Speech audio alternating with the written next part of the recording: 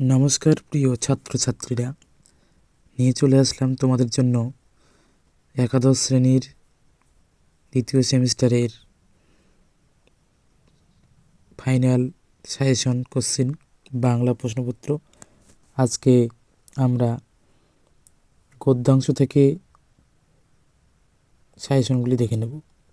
এই প্রশ্নগুলো অবশ্যই তোমরা ভালো করে পড়বে, তাহলে পরীক্ষায় অবশ্যই কমন পাবে আশা রাখছি।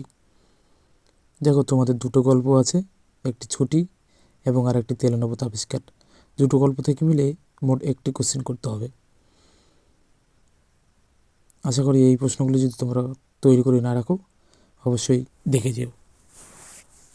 আমরা প্রথমে আমরা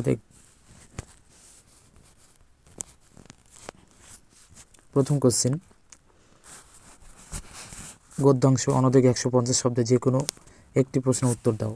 তোমাদের একটি প্রশ্ন করতে হবে, দুটি গল্প থেকে হয়তো দুটি প্রশ্ন দিতে পারে, তার মধ্যে একটি করতে হবে। প্রথমে যে প্রশ্নটি তোমরা পড়বে ছুটি গল্প থেকে, সেটি হলো, মা এখন ছুটি হয়েছে, মা এখন আমি বাড়ি যাচ্ছি। ছুটির জন্য বক্তার এই আকুলতার কারণ কী ছিল? শেষ পর্যন্ত বক্তা তার কাঙ্ক্ষিত ছুটি কীভাবে পেয়েছিল? 2+3 আকারে আসতে পারে এই কোশ্চেনটি। 2 নাম্বার, ছুটি গল্পে মামা বাড়িতে গিয়ে ফটিকের যে দুরবস্থা হয়েছিল তা নিজের ভাষায় লেখো। 3 নাম্বার কোশ্চেন, ছুটি গল্পের ফটিক চরিত্রটি আলোচনা করো। 4 নাম্বার, বিশেষত 13-14 বছরের ছেলের মতো পৃথিবীতে এমন বালাই আর নাই। কার সম্পর্কে কেন এই মন্তব্য করা হয়েছে? পৃথিবীতে তখন বালাই আর নাই, কেন এমন মন্তব্য করা হয়েছে? 5 নম্বর কোশ্চিন, এমন সময়ে সেই কাঁচা পাকা বাবুটি ঘরে ঢুকে বললেন, কি হয়েছে তোমাদের? বাবুটির পরিচয় দাও। এখানে কাদের কি হওয়ার কথা বলা হয়েছে? 6 নাম্বার কোশ্চিন, ছুটি গল্প অবলম্বনে ফটিকের মামার চরিত্রটি বিশ্লেষণ করো। 7 নম্বর কোশ্চিন, বিধবা এই প্রস্তাবে সহজেই সম্মত হইল। বিধবার পরিচয় দাও। সেই প্রস্তাবে তিনি কেন সহজেই সম্মত হয়েছিলেন? 8 নম্বর কোশ্চিন, মা আমাকে মানিস নে, সত্যি বলছে আমি কোনো দোষ করিনি। কোন প্রসঙ্গে এই মন্তব্য? বক্তার এমন মন্তব্যের কারণ কি?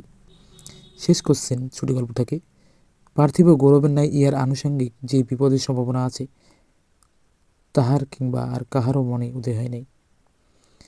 তাহার এবং কাহারও বলতে কাদের বোঝানো হয়েছে? এই মন্তব্যের কারণ কি? এই কোশ্চেনটি ঘুরিয়ে আসতে পারে বালকদিগের সর্দার ফটিক চক্রবর্তীর মাথায় চট করিয়া একটা নতুন ভাবোদয় হইল।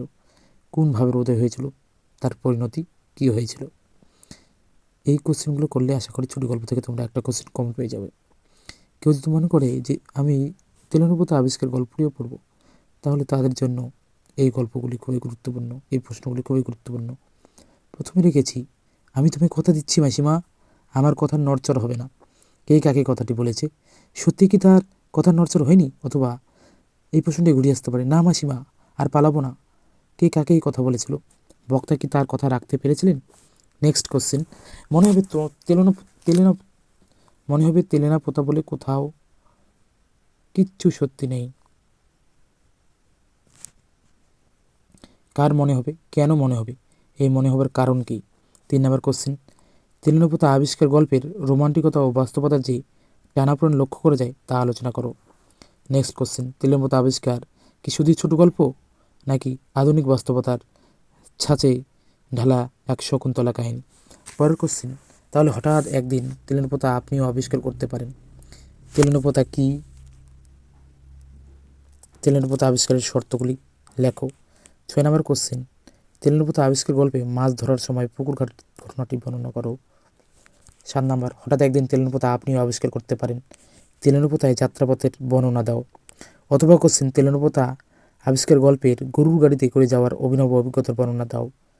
8 নম্বর কোশ্চেন, প্রেমেন্দ্র মিত্রের তেলেনা পোতা আবিষ্কার গল্পটি আসলে আত্মবিকাশের গল্প, বিষয়টির বিষয়বস্তু নিরিখে বক্তব্যটি ব্যাখ্যা করো। 9 নম্বর কোশ্চেন, কে নিরঞ্জন এলি? নিরঞ্জন কে? গল্পে নিরঞ্জনের ভূমিকা প্রসঙ্গ আলোচনা করো। লাস্ট কোশ্চেন, তেলেনা পোতা আবিষ্কার গল্প অনুসারে যামিনী চরিত্রের পরিচয় দাও। আশা করি এই কোশ্চেনগুলো করে রাখলেই তোমরা গল্প থেকে অবশ্যই যে কোনো স্কুল থেকেই কোশ্চেন করা হোক না কেন, এর বাইরে কোশ্চেন আসার সম্ভাবনা খুব কম। আজকে এই পর্যন্তই।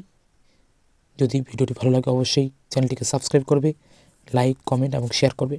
এর পরের ভিডিওতে আমি কবিতা, তারপরে ভাষা সাহিত্যের ইতিহাস এবং প্রবন্ধ এবং রচনা, এগুলো সব কিছুই দেওয়া হবে।